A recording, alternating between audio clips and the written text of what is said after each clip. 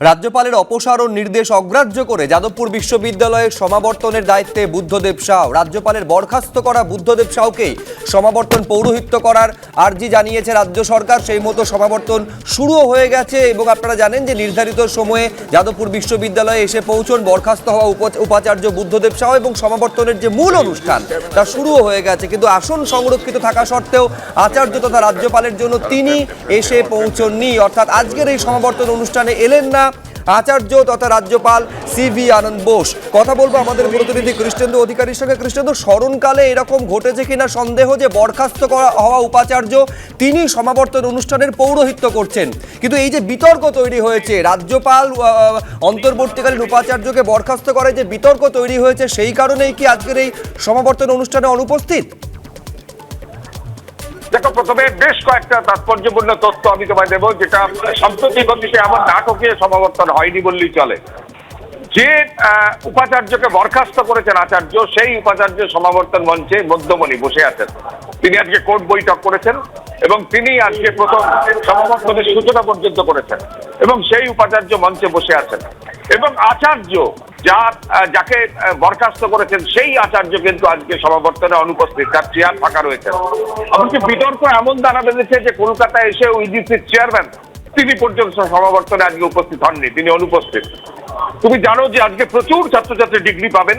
রাজ্য সরকারের অনুমতি এই সমাবর্তনে যাদবপুর বিশ্ববিদ্যালয় পেয়েছিল, কিন্তু রাজভবন তথা আচার্যের অনুমতি পাইনি যাদবপুর বিশ্ববিদ্যালয় এই সমাবর্তনে। সেক্ষেত্রে একটা প্রশ্ন উঠেছিল যে এক্ষেত্রে রাজভবনের অনুমতি ছাড়া কিভাবে সমাবর্তন হবে।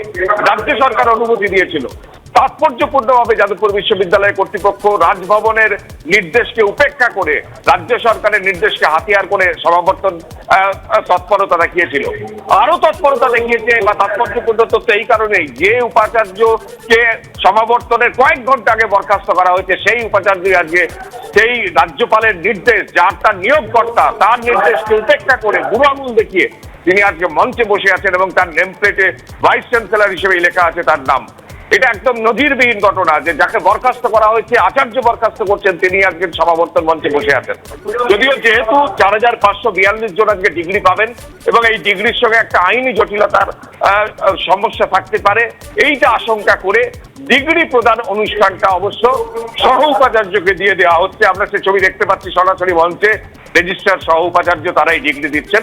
যদিও সেই ডিগ্রি বা শংসাপত্রে উপাচার্য হিসেবে বুদ্ধদেব সাউয়েরই নাম আছে, সই করা আছে, কিন্তু যদি একজন বরখাস্ত উপাচার্য ডিগ্রি দেন সেক্ষেত্রে ভবিষ্যতে যদি আইনি জটিলতা তৈরি হয়, একথা ভেবে কোর্ট বৈঠকে সিদ্ধান্ত হয়েছে যে আজকে সহ উপাচার্য ডিগ্রি দেবেন। কিন্তু এটাও নজিরবিহীন ঘটনা, যিনি বরখাস্ত, তিনি অপসারিত, যাকে রাজ্যপাল বরখাস্ত করেছেন, তিনি আজকে রোব পরে রীতিমতো যাদবপুর বিশ্ববিদ্যালয়ের যে হলুদ রোব, সেই রোব পরে প্রথাগত ভাবে হেঁটে এসে আজকে মঞ্চে এসে বসে আছেন এবং তার হাত দিয়ে সূচনা হচ্ছে যাদবপুরের সমাবর্তনে।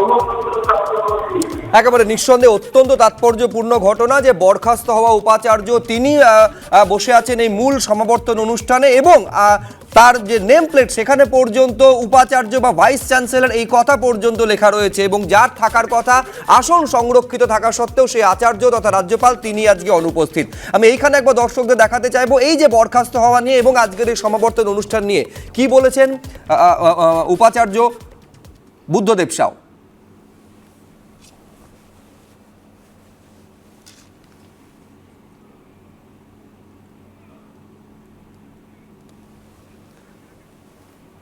আরেকবার আপনাদের বলবো যে বুদ্ধদেব সাউ তিনি আজকে উপস্থিত হয়েছেন এবং তিনি উপস্থিত রয়েছেন বরখাস্ত করার পরেও একেবারে রাজ্যপালের যে নির্দেশ, আচার্যের যে নির্দেশ বরখাস্ত করার, কার্যত তাকে বুড়ো আঙুল দেখিয়ে আজকে এই সমাবর্তন অনুষ্ঠানে উপস্থিত হয়েছে। দেখতে পাচ্ছেন বুদ্ধদেব সাউ যাদবপুর বিশ্ববিদ্যালয়ের বরখাস্ত হওয়া উপাচার্য